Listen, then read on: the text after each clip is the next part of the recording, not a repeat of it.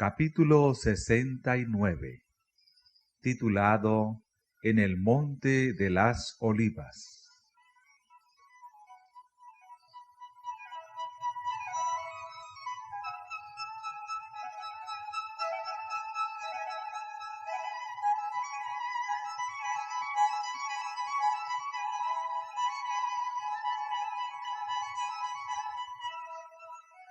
Las palabras de Cristo a los sacerdotes y gobernantes: He aquí vuestra casa os es dejada desierta, habían llenado de terror su corazón. Afectaban indiferencia, pero seguían preguntándose lo que significaban esas palabras. Un peligro invisible parecía amenazarlos.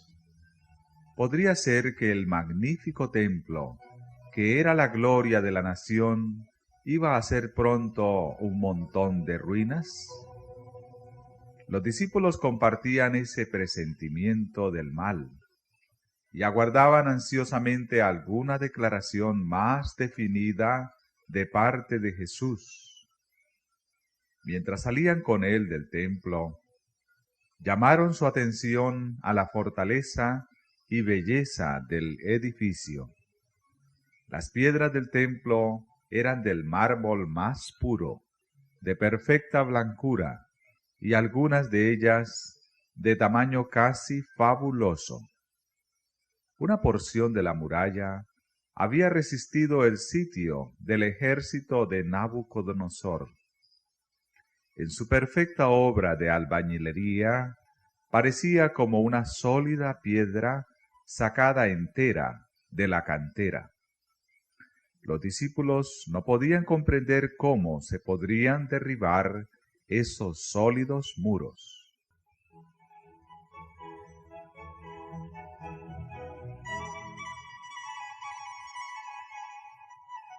Al ser atraída la atención de Cristo a la magnificencia del templo, ¿cuáles no deben haber sido los pensamientos que guardó para sí aquel que había sido rechazado? El espectáculo que se le ofrecía era hermoso en verdad, pero dijo con tristeza: lo veo todo. Los edificios son de veras admirables. Me mostráis esas murallas como aparentemente indestructibles, pero escuchad mis palabras. Llegará el día en que no será dejada aquí piedra sobre piedra que no sea destruida.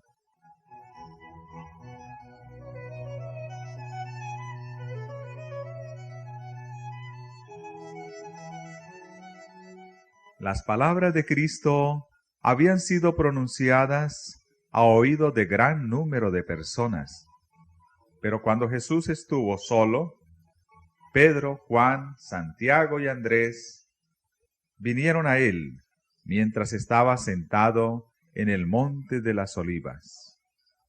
Dinos, le dijeron, ¿cuándo serán estas cosas? ¿Y qué señal habrá de tu venida y del fin del mundo?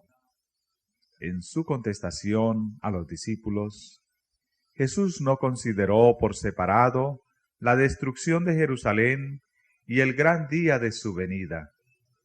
Mezcló la descripción de estos dos acontecimientos. Si hubiese revelado a sus discípulos los acontecimientos futuros, como los contemplaba él, no habrían podido soportar la visión. Por misericordia hacia ellos, fusionó la descripción de las dos grandes crisis, dejando a los discípulos estudiar por sí mismos el significado.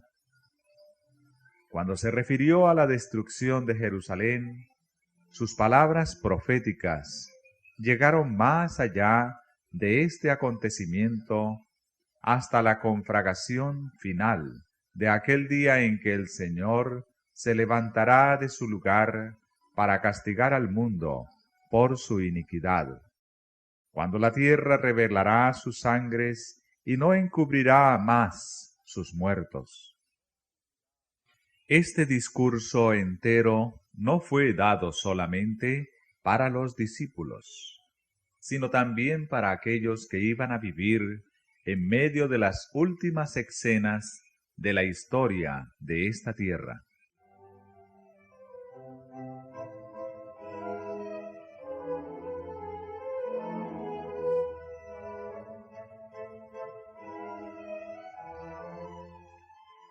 Volviéndose a los discípulos, Cristo dijo: Mirad que nadie os engañe, porque vendrán muchos en mi nombre, diciendo: Yo soy el Cristo, y a muchos engañarán. Muchos falsos mesías iban a presentarse pretendiendo realizar milagros y declarando que el tiempo de la liberación de la nación judía había venido. Iban a engañar a muchos. Las palabras de Cristo se cumplieron. Entre su muerte y el sitio de Jerusalén aparecieron muchos falsos mesías. Pero esta amonestación fue dada también a los que viven en esta época del mundo. Los mismos engaños practicados antes de la destrucción de Jerusalén han sido practicados a través de los siglos y lo serán de nuevo.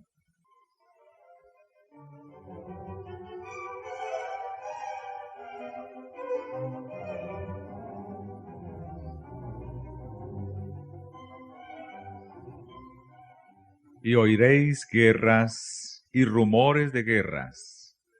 Mirad que no os turbéis, porque es menester que todo esto acontezca, mas aún no es el fin. Antes de la destrucción de Jerusalén, los hombres contendían por la supremacía, se mataban emperadores, se mataba también a los que se creía más cercano al trono. Había guerras y rumores de guerras. Es menester que todo esto acontezca, dijo Cristo, mas aún no es el fin de la nación judía como tal. Porque se levantarán nación contra nación, y reino contra reino, y habrá pestilencias, y hambres, y terremotos por los lugares.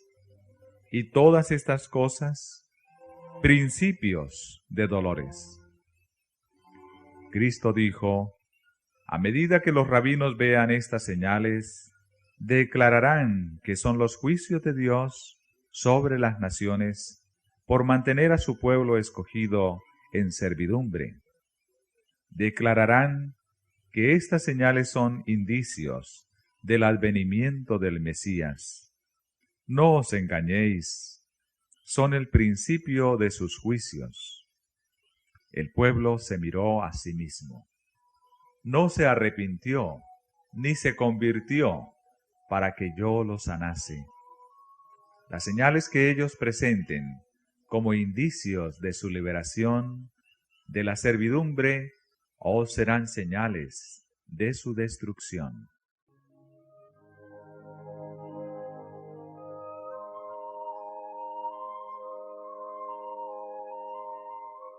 Entonces os entregarán para ser afligidos, y os matarán, y seréis aborrecidos de todas las gentes por causa de mi nombre.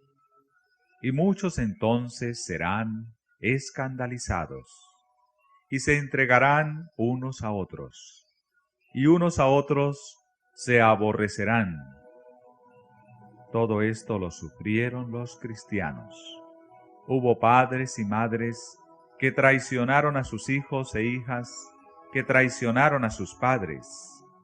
Amigos hubo que entregaron a sus amigos al Sanedrín.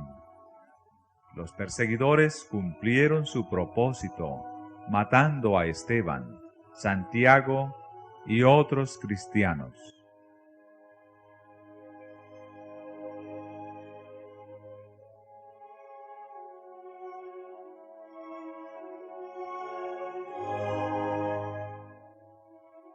Mediante sus siervos, Dios dio al pueblo judío una última oportunidad de arrepentirse. Se manifestó por medio de sus testigos cuando se los arrestó, juzgó y encarceló. Sin embargo, sus jueces pronunciaron sobre ellos la sentencia de muerte. Eran hombres de quienes el mundo no era digno, y matándolos, los judíos crucificaban de nuevo al Hijo de Dios. Así sucederá nuevamente. Las autoridades harán leyes para restringir la libertad religiosa. Asumirán el derecho que pertenece a Dios solo. Pensarán que pueden forzar la conciencia que únicamente Dios debe regir. Aún ahora están comenzando y continuarán esta obra hasta alcanzar el límite que no pueden pasar. Dios se interpondrá en favor de su pueblo leal, que observa sus mandamientos.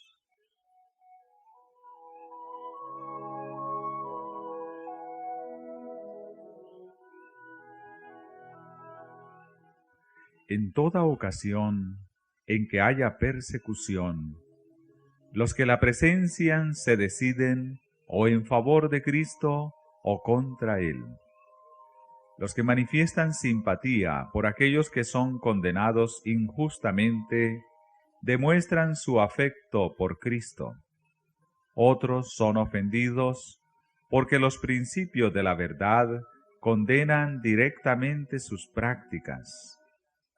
Muchos tropiezan, caen y apostatan de la fe que una vez defendieron. Los que apostatan en tiempo de prueba llegarán, para conseguir su propia seguridad, a dar falso testimonio y a traicionar a sus hermanos. Cristo nos advirtió todo esto a fin de que no seamos sorprendidos por la conducta antinatural y cruel de los que rechazan la luz.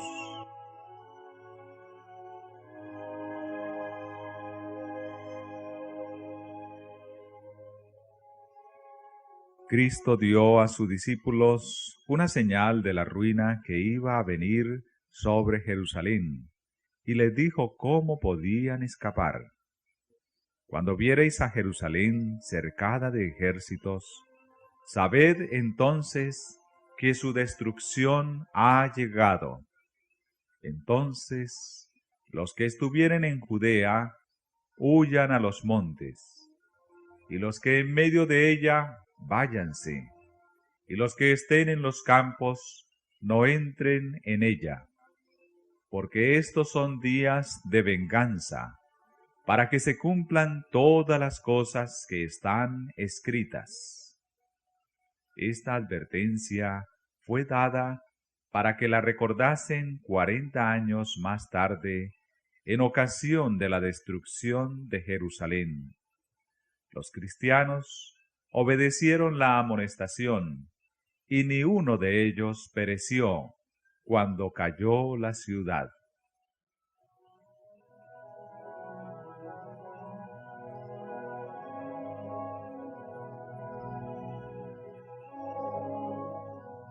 Orad, pues, que vuestra huida no sea en invierno ni en sábado, dijo Cristo. El que hizo el sábado no lo abolió clavándolo en su cruz. El sábado no fue anulado por su muerte. 40 años después de su crucifixión, había de ser considerado todavía sagrado. Durante 40 años, los discípulos debían orar porque su huida no fuese en sábado.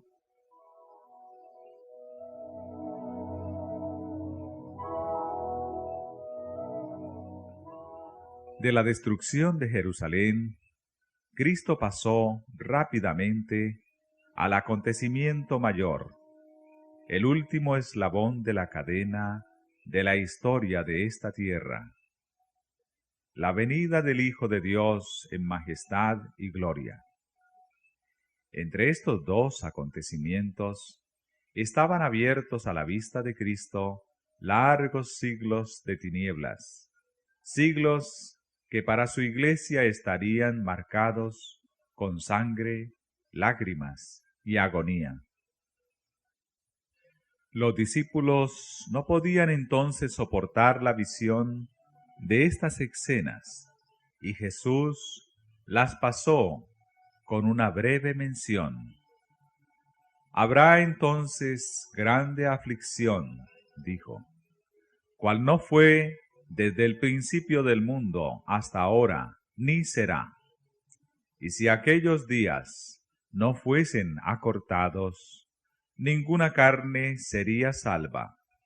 Mas por causa de los escogidos, aquellos días serán acortados.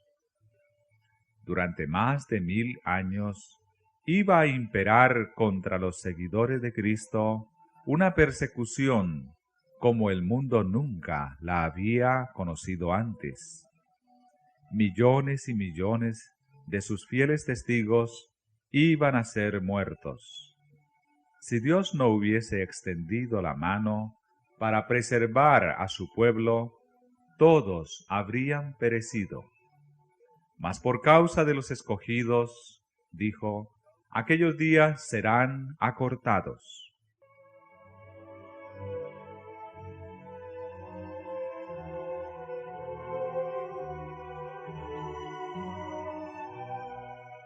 Luego, en lenguaje inequívoco, nuestro Señor habla de su segunda venida y anuncia los peligros que iban a preceder su advenimiento al mundo.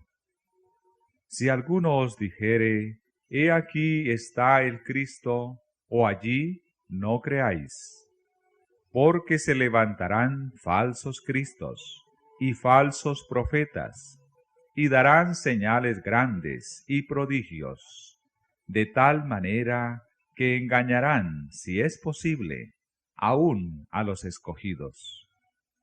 He aquí, os lo he dicho antes.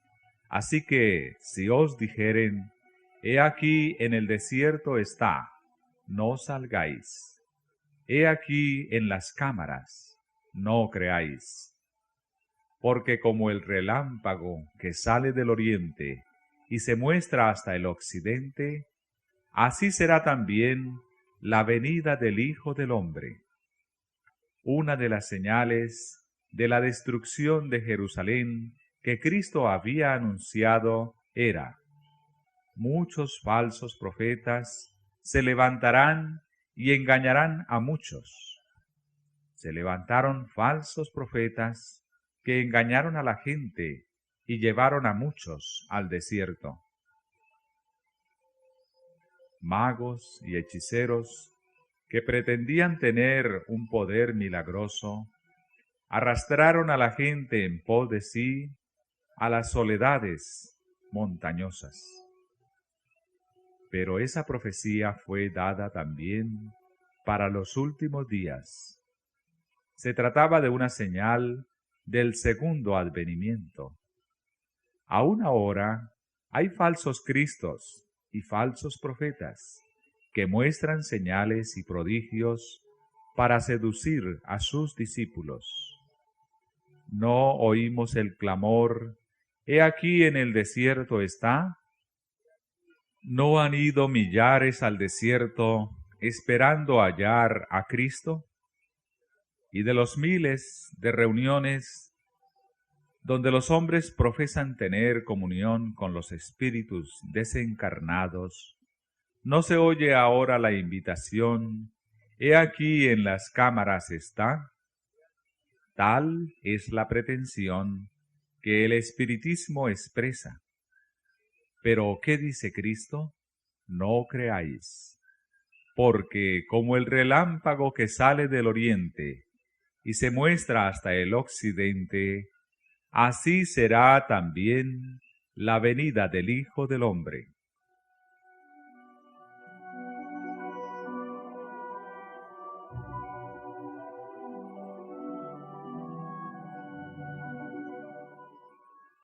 El Salvador dio señales de su venida y aún más que eso, fijó el tiempo en que la primera de estas señales iba a aparecer. Y luego, después de la aflicción de aquellos días, el sol se oscurecerá, y la luna no dará su lumbre, y las estrellas caerán del cielo, y las virtudes de los cielos serán conmovidas. Y entonces se mostrará la señal del Hijo del Hombre en el cielo.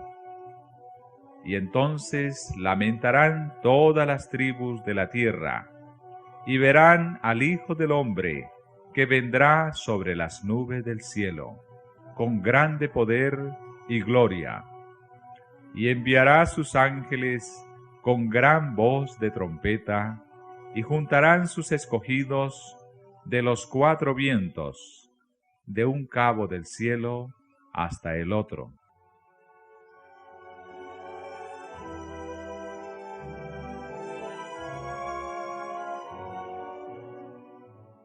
Cristo declaró que al final de la gran persecución papal, el sol se oscurecería y la luna no daría su luz. Luego las estrellas caerían del cielo. Y dice, de la higuera aprended la parábola. Cuando ya su rama se enternece y las hojas brotan, sabéis que el verano está cerca.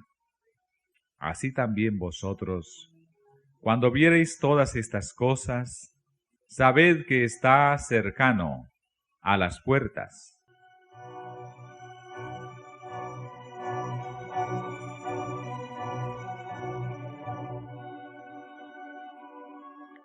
Cristo anuncia las señales de su venida. Declara que podemos saber cuándo está cerca, aún a las puertas.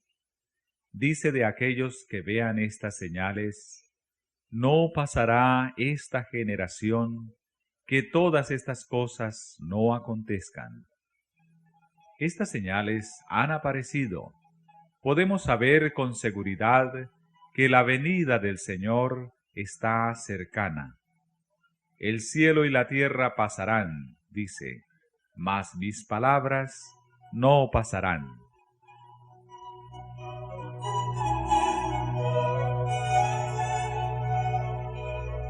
Cristo va a venir en las nubes y con grande gloria.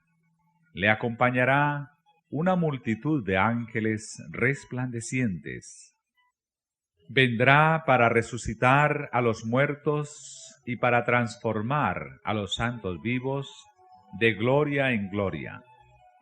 Vendrá para honrar a los que le amaron y guardaron sus mandamientos, y para llevarlos consigo. No los ha olvidado, ni tampoco ha olvidado su promesa. Volverán a unirse los eslabones de la familia.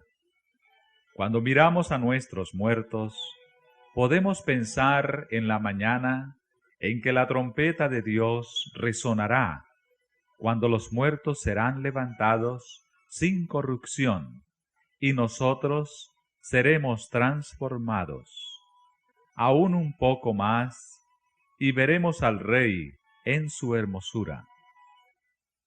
Un poco más, y enjugará toda lágrima de nuestros ojos. Un poco más, y nos presentará delante de su gloria irreprensibles, con grande alegría. Por lo tanto, cuando dio las señales de su venida, dijo: Cuando estas cosas comenzaren a hacerse, mirad y levantad vuestras cabezas, porque vuestra redención está cerca.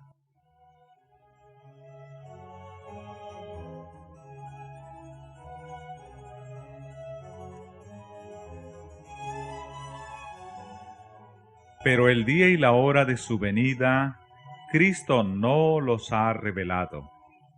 Explicó claramente a sus discípulos que él mismo no podía dar a conocer el día o la hora de su segunda aparición. Si hubiese tenido libertad para revelarlo, ¿por qué habría necesitado exhortarlos a mantener una actitud de constante expectativa? Hay quienes aseveran conocer el día y la hora de la aparición de nuestro Señor. Son muy fervientes en trazar el mapa del futuro, pero el Señor los ha amonestado a que se aparten de este terreno. El tiempo exacto de la segunda venida del Hijo del Hombre es un misterio de Dios.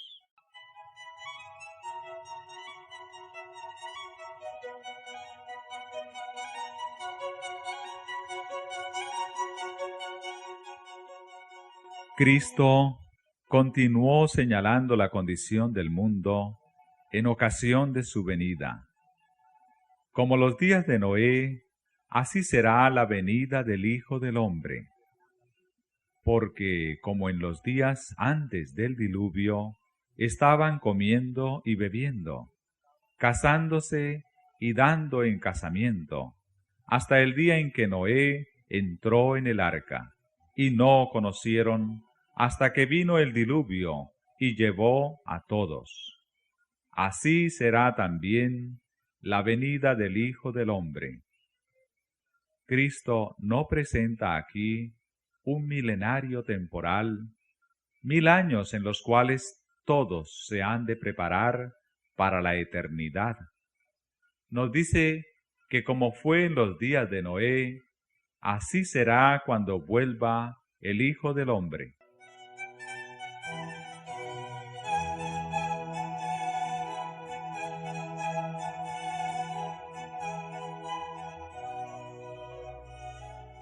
¿Cómo era en los días de Noé?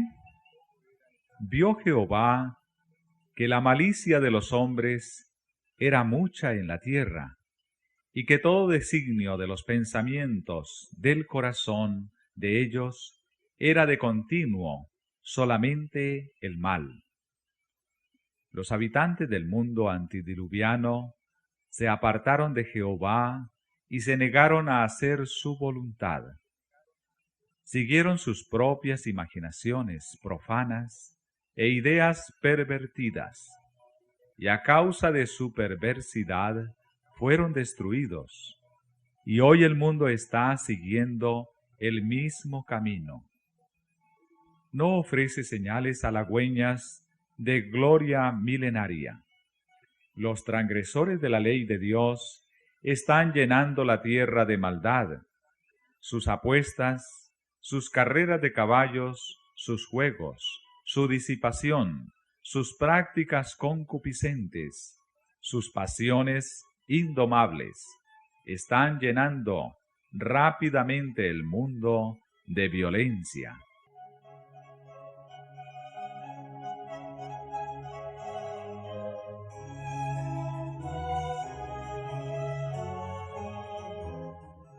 En la profecía referente a la destrucción de Jerusalén, Cristo dijo: y por haberse multiplicado la maldad, la caridad, el amor, de muchos se resfriará. Mas el que perseverare hasta el fin, éste será salvo. Y será predicado este evangelio del reino en todo el mundo, por testimonio a todos los gentiles, y entonces vendrá el fin. Esta profecía volverá a cumplirse. La abundante iniquidad de aquel día halla su contraparte en esta generación. Lo mismo ocurre con la predicción referente a la predicación del Evangelio. Antes de la caída de Jerusalén, Pablo, escribiendo bajo la inspiración del Espíritu Santo, declaró que el Evangelio había sido predicado a toda criatura que está debajo del cielo. Así también ahora, antes de la venida del Hijo del Hombre, el Evangelio eterno ha de ser predicado a toda nación y tribu y lengua y pueblo.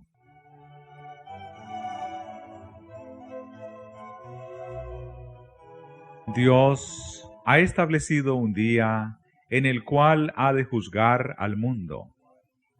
Cristo nos dice cuándo ha de iniciarse ese día. No afirma que todo el mundo se convertirá, sino que será predicado este evangelio del reino en todo el mundo, por testimonio a todos los gentiles, y entonces vendrá el fin. Mediante la proclamación del evangelio al mundo, está a nuestro alcance apresurar la venida de nuestro Señor. No sólo hemos de esperar la venida del día de Dios, sino apresurarla. Si la Iglesia de Cristo hubiese hecho su obra como el Señor le ordenaba, todo el mundo habría sido ya amonestado, y el Señor Jesús habría venido a nuestra tierra con poder y grande gloria.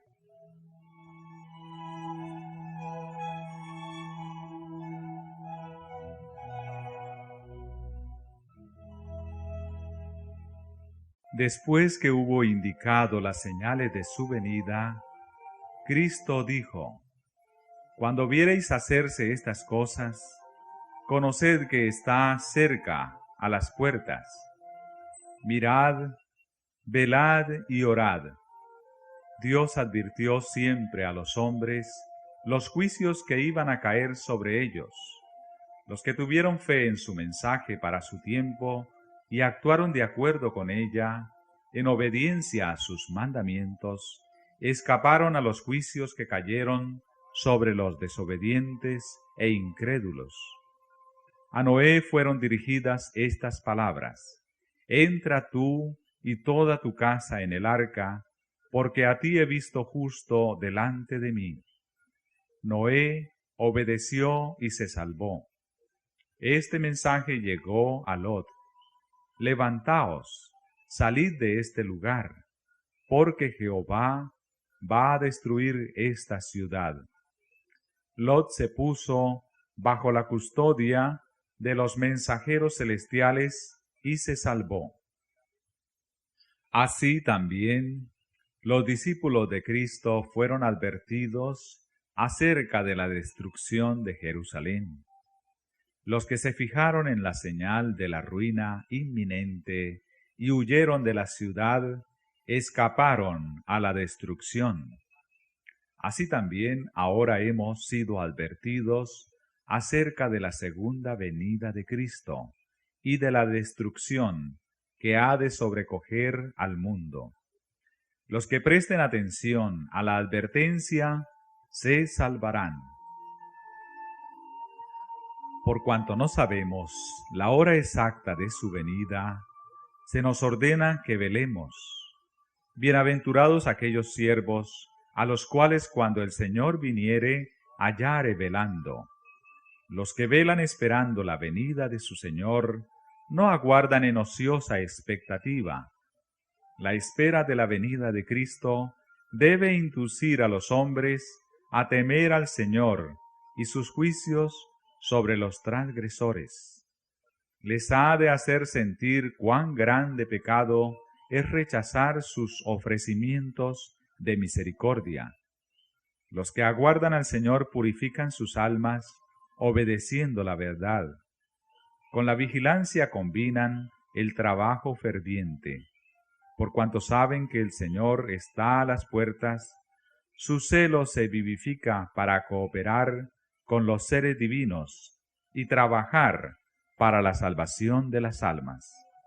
Estos son los siervos fieles y prudentes que dan a la familia del Señor a tiempo su ración.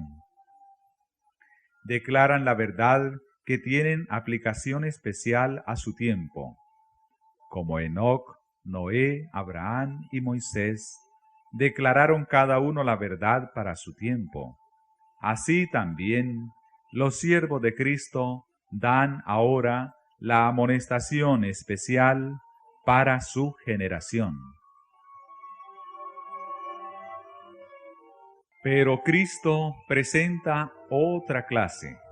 Y si aquel siervo malo dijere en su corazón: mi Señor se tarda en venir, y comenzare a herir a sus consiervos, y aun a comer y a beber con los borrachos, vendrá el Señor de aquel siervo en el día que no espera. El mal siervo dice en su corazón: mi Señor se tarda en venir. No dice que Cristo no vendrá. No se burla de la idea de su segunda venida. Pero en su corazón y por sus acciones y palabras, declara que la venida de su Señor tarda. Destierra del ánimo ajeno la convicción de que el Señor va a venir prestamente. Su influencia induce a los hombres a una demora presuntuosa y negligente. Los confirma en su mundanalidad y estupor. Las pasiones terrenales y los pensamientos corruptos se posesionan de su mente. El mal siervo come y bebe con los borrachos y se une con el mundo en la búsqueda de placeres. Hiere a sus consiervos, acusando y condenando a los que son fieles a su maestro. Se asocia con el mundo, siendo semejantes, participan juntos en la transgresión. Es una asimilación temible. Juntamente con el mundo queda entrampado. Se nos advierte: vendrá el Señor de aquel siervo a la hora que no sabe, y le cortará por medio, y pondrá su parte con los hipócritas. Y si no velares, vendré a ti como ladrón, y no sabrás en qué hora vendré a ti. El advenimiento de Cristo sorprenderá a los falsos maestros. Están diciendo paz y seguridad. Como los sacerdotes y doctores antes de la caída de Jerusalén, esperan que la iglesia disfrute de prosperidad terrenal y gloria. Interpretan las señales de los tiempos como indicio de esto. Pero ¿qué dice la palabra inspirada? Vendrá sobre ellos destrucción de repente. El día de Dios vendrá como ladrón sobre todos los que moran en la faz de la tierra, que hacen de este mundo su hogar. Viene para ellos como ladrón furtivo. El mundo, lleno de orgías, de placeres impíos, está dormido en la seguridad carnal. Los hombres están postergando la venida del Señor. Se burlan de las amonestaciones. Orgullosamente se jactan diciendo: todas las cosas permanecen así como desde el principio. ¿Será el día de mañana como este, o mucho más excelente? Nos hundiremos aún más en el amor a los deleites. Pero Cristo dice: he aquí, yo vengo como ladrón. En el mismo tiempo en que el mundo pregunta con desprecio: ¿dónde está la promesa de su advenimiento? Se están cumpliendo las señales. Mientras claman paz y seguridad, se acerca la destrucción repentina. Cuando el escarnecedor, el que rechaza la verdad, se ha vuelto presuntuoso, cuando la rutina del trabajo en las diversas formas de ganar dinero se lleva a cabo sin consideración a los principios, cuando los estudiantes procuran ávidamente conocerlo todo, menos la Biblia, Cristo viene como ladrón. En el mundo todo es agitación. Las señales de los tiempos son alarmantes. Los acontecimientos venideros proyectan ya sus sombras delante de sí. El Espíritu de Dios se está retirando de la tierra y una calamidad sigue a otra por tierra y mar. Hay tempestades, terremotos, incendios, inundaciones, homicidios de toda magnitud. ¿Quién puede leer lo futuro? ¿Dónde hay seguridad? No hay seguridad en nada que sea humano o terrenal. Rápidamente los hombres se están colocando bajo la bandera que han escogido. Inquietos, están aguardando y mirando los movimientos de sus caudillos. Hay quienes están aguardando, velando y trabajando por la aparición de nuestro Señor. Otra clase se está colocando bajo la dirección del primer gran apóstata. Pocos creen de todo corazón y alma que tenemos un infierno que rehuir y un cielo que ganar. La crisis se está acercando gradual y furtivamente a nosotros. El sol brilla en los cielos y recorre su órbita acostumbrada, y los cielos continúan declarando la gloria de Dios. Los hombres siguen comiendo y bebiendo, plantando y edificando, casándose y dándose en casamiento. Los negociantes siguen comprando y vendiendo. Los hombres siguen luchando unos con otros, contendiendo por el lugar más elevado. Los amadores de placeres siguen atestando los teatros, los hipódromos, los garitos de juego. Prevalece la más intensa excitación, y sin embargo, el tiempo de gracia está llegando rápidamente a su fin, y cada caso está por ser decidido para la eternidad. Satanás ve que su tiempo es corto. Ha puesto todos sus agentes a trabajar a fin de que los hombres sean engañados, seducidos, ocupados y hechizados hasta que haya terminado el tiempo de gracia y se haya cerrado para siempre la puerta de la misericordia. Solemnemente llegan hasta nosotros, a través de los siglos, las palabras amonestadoras de nuestro Señor desde el monte de las Olivas. Mirad por vosotros, que vuestros corazones no sean cargados de glotonería y embriaguez y de los cuidados de esta vida, y venga de repente sobre vosotros aquel día. Velad, pues, orando en todo tiempo, que seáis tenidos por dignos de evitar todas estas cosas que han de venir y de estar en pie delante del Hijo del Hombre.